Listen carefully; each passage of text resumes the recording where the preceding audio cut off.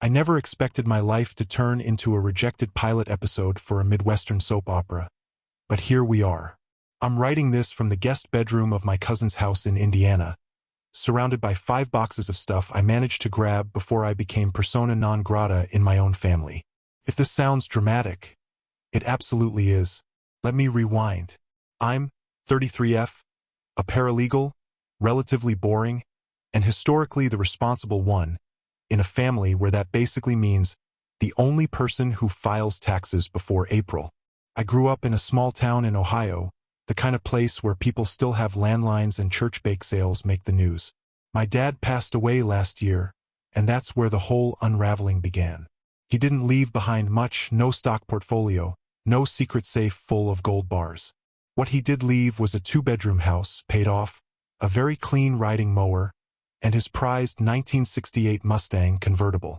Cherry red, immaculate, garage kept like a sacred relic. Everyone knew he loved that car more than he loved most people. Now I'm an only child, or at least that's what the IRS and logic would suggest. But I also have cousins. Specifically, my cousin Eric, 38M, who is best described as a guy who would willingly pay $200 for a haircut that makes him look like he vapes about his feelings. Eric's dad and my dad were brothers, and while they didn't exactly get along, they bonded over sports and pretending they weren't both terrible at being emotionally available. The will reading was held at a small local law office where they still use manila folders and rotary phones. I was expecting a very simple hand-me-down situation. House to me, car to me, lawnmower, probably also me, since I'm the only one who knows how to use it without severing a limb. Instead, the lawyer reads, "The house and all its contents go to my daughter. The car goes to Eric." I thought it was a joke, some kind of weird typo. I even laughed a little. Eric looked like he'd just won the emotional Super Bowl. I stood there, blinking, trying to understand how my dad could hand over his car, the one we washed together every summer Sunday, to Eric, who once used his own truck to transport a hot tub he found on Craigslist and somehow got it stuck in a Wendy's drive-thru. Later that night, I asked the lawyer to see if there was any mistake. He just shook his head and said, "Your father was very specific about that Mustang." Now, Eric didn't even wait a day. He showed up with a tow truck, smirking, wearing sunglasses despite the fact that it was overcast and, again, Ohio. He didn't say a word to me, just gave me a 2-finger salute and left with the car. That was when I lost it. I called him, told him he didn't deserve it, that my dad only gave it to him out of guilt or some dying whim. Eric hung up after saying, "Should have spent more Sundays in the garage. Maybe he'd have given you the keys." The next day, I went to the house to start packing up my things. The front door had been unlocked. Not broken, just left open. Inside, the living room looked ransacked. Picture frames knocked over, drawers opened. My first thought? Break-in. My second thought? Family. Sure enough, Eric's sister, Melanie, 41F, posted on Facebook later that night, "Glad my dad's brother's house is finally cleared. Some people didn't even invite others to look through family memories. SMH. I didn't respond. I packed everything I could fit into my car, locked the door one final time, and drove 6 hours to Indiana to stay with my cousin Jenna, angel among humans. And now I'm here trying to figure out how to feel about the fact that the people I grew up with, ate mashed potatoes next to, and shared bath toys with, have suddenly decided that inheritance equals opportunity, and blood means whatever is most convenient that week. I don't know what hurts more, the loss of the car, or the loss of whatever illusion I still had that we were a family. I don't know if this belongs here. Maybe it's just a rant. Maybe someone else out there has watched their family melt down over chrome and wood paneling and thought, huh, so this is what betrayal smells like. Weirdly like garage wax and entitlement.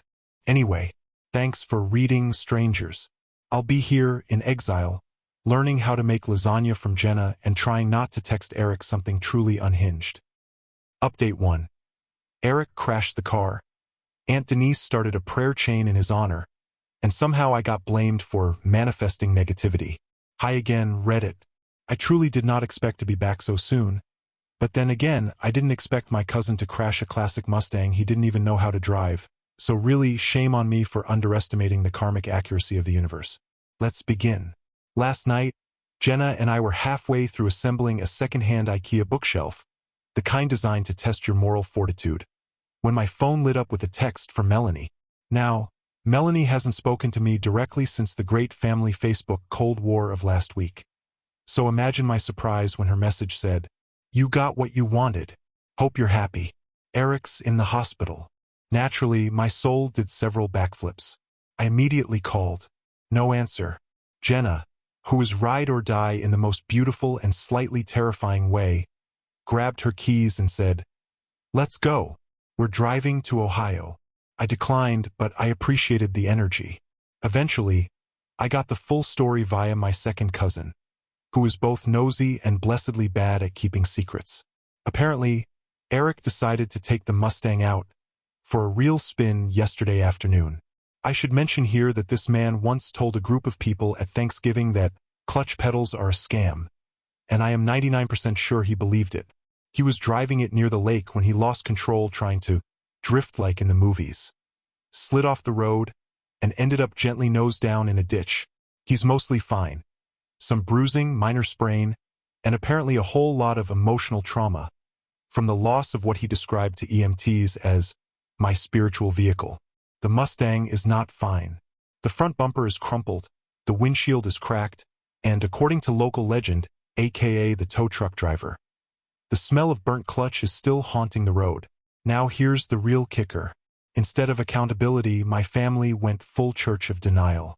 Aunt Denise, melodramatic, evangelical, and queen of overreaction, started a prayer chain on Facebook titled, "Folded Hands Heal Eric, Heal the Divide Folded Hands," which included this gem of a post.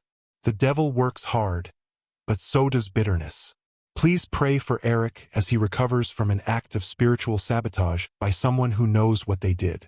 I haven't even spoken to Eric in a week, but apparently my grief, combined with insufficiently positive vibes, is what caused him to Tokyo drift into a ditch. Meanwhile, my DMs are a mess. My mom texted me a Bible verse. My uncle sent a sad face emoji. Even Gary, our former neighbor who hasn't spoken to me since 2009 when I refused to help him move a fridge, commented karma? Huh? On my old profile picture. To clarify, I did not hex the car. I did not jinx the car.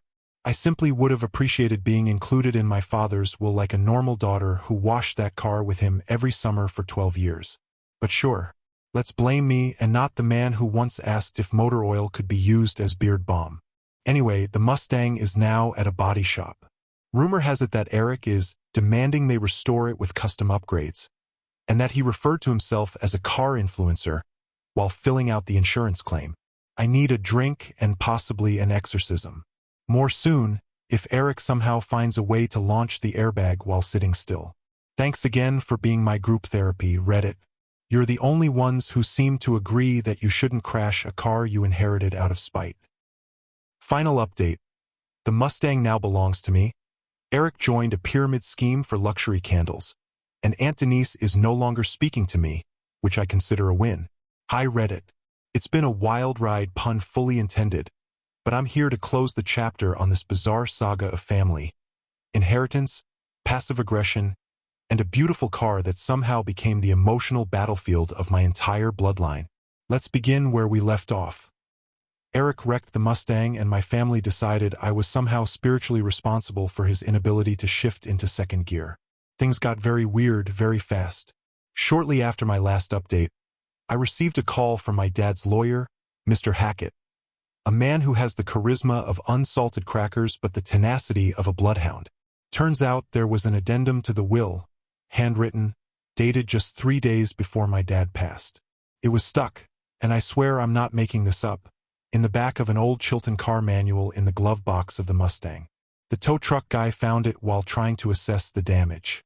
The note reads, "If Eric messes up the car or does anything stupid with it, it goes to OP. She'll know how to take care of it. Don't tell her unless he screws it up." I cried. I laughed. I nearly drove to Ohio just to high-five the ghost of my father. The lawyer said that while the note wasn't legally binding as a formal will, it was enough to contest the vehicle transfer, especially since the car had been recklessly damaged. The insurance company, which was already annoyed that Eric lied about being a professional driver on his claim form, was more than happy to cooperate. Within 3 days, the Mustang was signed over to me. Eric was furious. Melanie posted something vague on Facebook like, "Some people just can't stand to see others happy. Hashtag blessed anyway, hashtag healing journey." And Aunt Denise sent me a voice memo that included the phrases, "grieving with grace," "dangerous feminine energy," and "maybe yoga would help you not be so vengeful." I blocked her. The car's at a body shop near me now. Real professionals. Not the sketchy place Eric took it to that offered him neon underglow as a healing option. They said they can restore it to almost perfect condition, and I plan to keep it just the way it was when my dad drove it. Classic, clean, and never once associated with vape pens or Instagram lives. As for Eric, he has moved on, by which I mean he has pivoted from crypto to selling luxury manifestation candles through something suspiciously shaped like a pyramid scheme. I saw a TikTok of him explaining how burning abundance forest, while journaling can help you overcome haters and legal oppression. He was wearing a poncho. It looked flammable. We haven't spoken, and I don't plan to. Aunt Denise still prays for me weekly, which is fine, at least someone is. Melanie has apparently been trying to pitch a based on true events script to Lifetime. And me? I'm home. I have the Mustang. I sit in the garage sometimes with the radio on, flipping through the manual where my dad left his last message to me. Smells like old vinyl and dust, and it feels like peace. Reddit, thank you for being the emotional support pit crew I didn't know I needed. This whole thing has been like a country song played backward. I got my car back, I got some closure, and I lost a handful of family I didn't need anyway.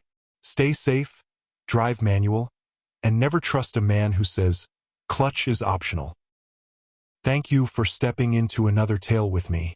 Every story unlocks a different world, and I'm glad you were here for the journey.